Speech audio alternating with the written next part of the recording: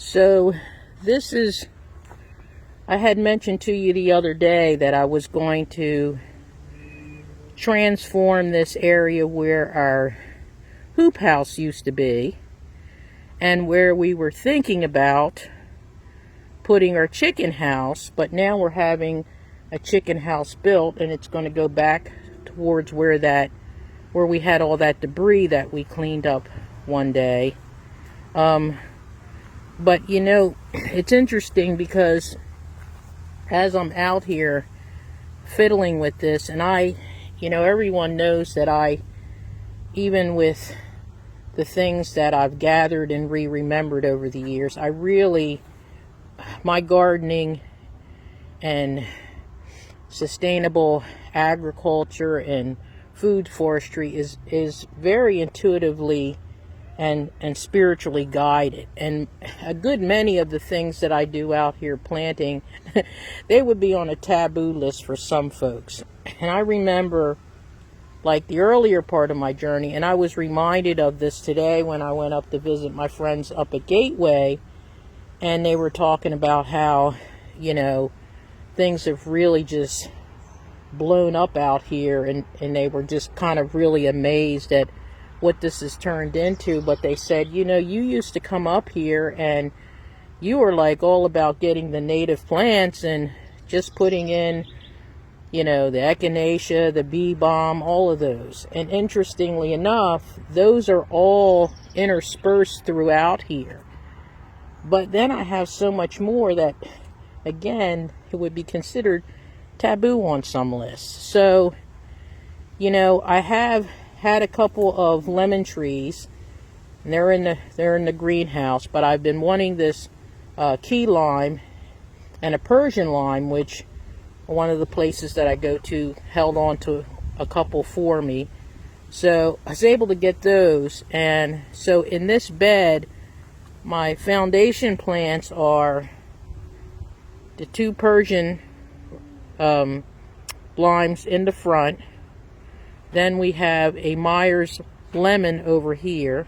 Well, actually, these are the key lime in the front, and that is a regular, no, those are the two Persian, and their key lime is over here in the center.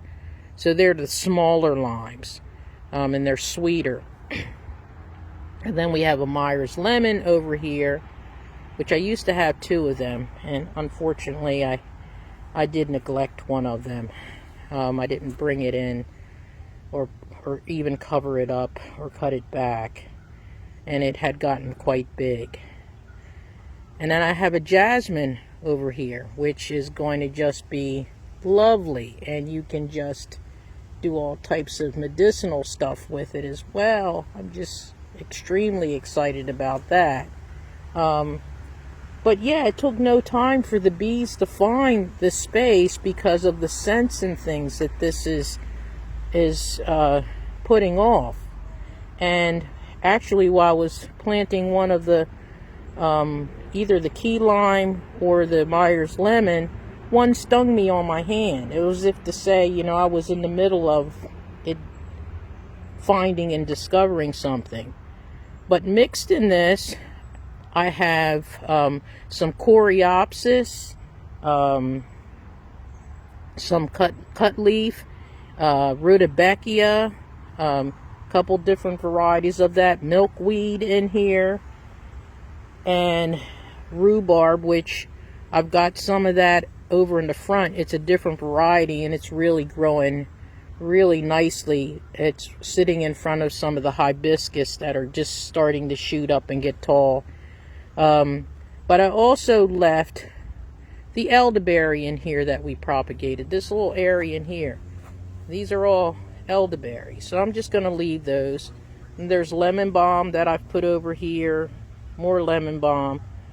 And then I'm going to go back and put in some, you see these peppers and some of the sweet tomatoes, which will really get big because this area gets a lot of direct sun.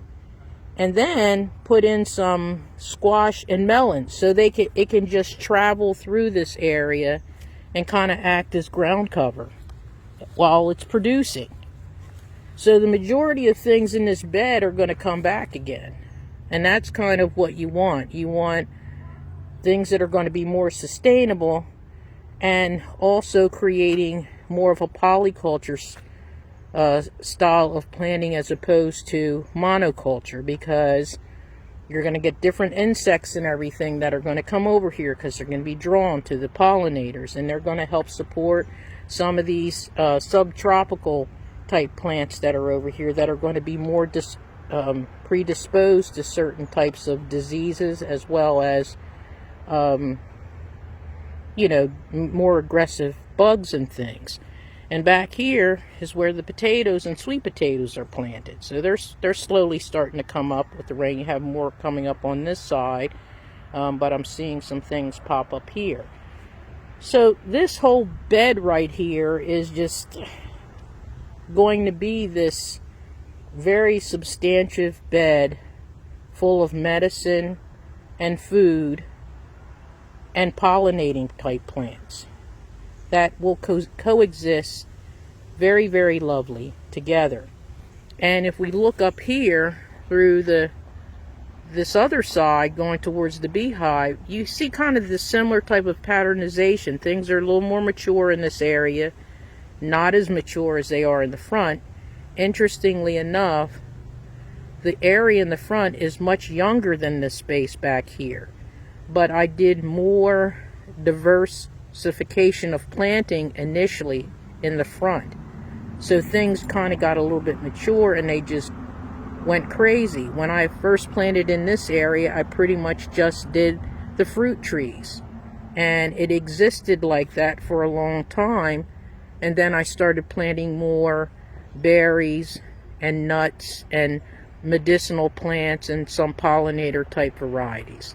So this is probably one of the oldest areas right in front of us, but because of the way I planted in this first, it's not anywhere near as lush as the front area is or the back water garden is. So I just wanted to kind of share these things with you, and I will of course share a picture when this bed's done. I don't know how much of this I'm going to get done this evening. I've gotten a good bit in here, but once I finish planting in everything and we've taken some straw and mulched the area, or hay or pine needles, and mulched the rest of this area in. So yeah, that's, and like I can feel the energy from this. It's just really feels very, very good, and I think things are going to be really happy in here, and I think there's going to be a lot of activity. This area alongside of the house used to be very much like this area here, and I just have some things that really started to kind of get overgrown. I've already taken out a good bit of this is over here on this side. I've taken out a good bit of the butterfly bush, and it's opened everything up underneath. You have a lot of the windflowers are coming up. I had a lot of echinacea and bee balm in here. So as I start opening up this more and more, some of the things that I did have on the side are going to start to come back. But yeah, it's just it makes a big difference.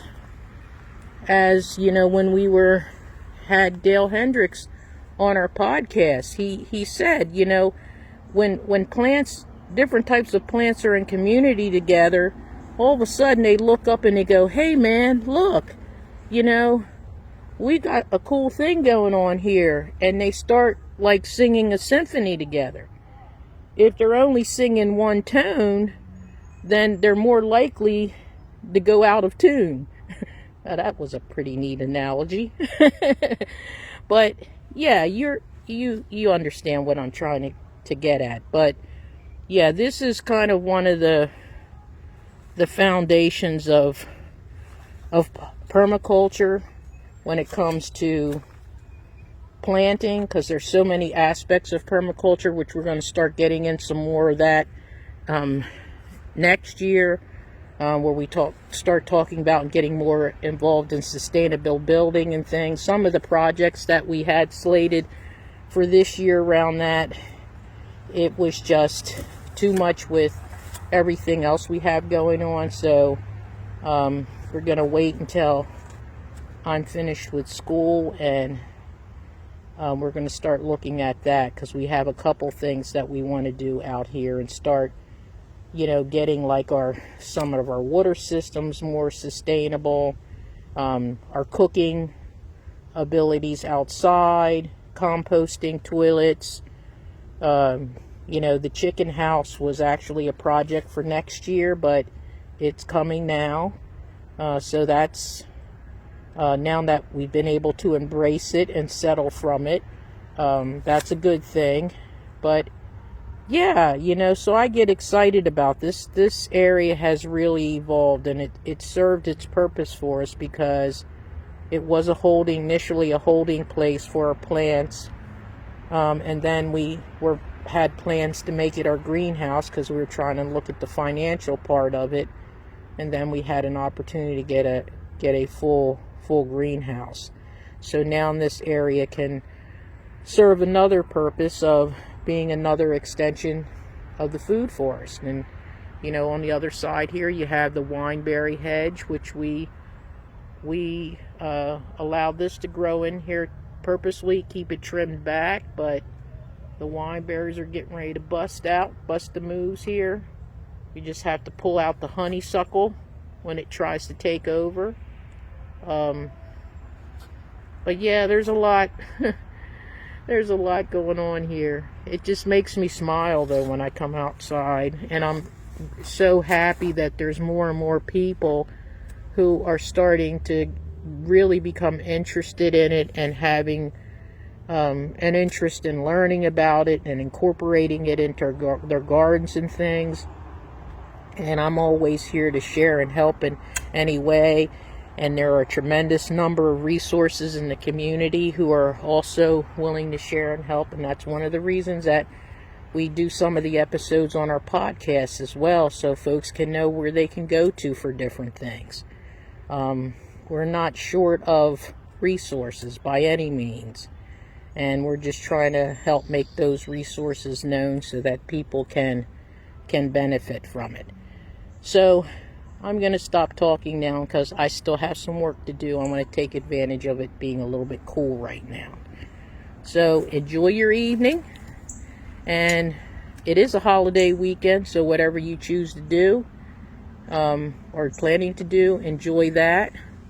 I'm going to be keeping myself busy here, all ready for my class starting next week. That was a major thing, so today was my day to kind of do cool stuff like this. So we'll be back at another time. If I get this done this evening, I'll put a picture up next to this video of what it looks like with everything else planted in here. If not, you'll see that picture tomorrow. And maybe we just might get some rain this evening. Oh, look at all those plums up there. Woo woo. This tree's really been suffering. It's trying to still make its way back. I've been cutting it back thinking, okay, it's kind of done its useful life, but it's still trying to do some things here. So I'm gonna still cut out all the dead stuff, and as long as it's trying, I'm gonna let it keep going. But yeah, look at them all of them up there. Yes. Okay, bye.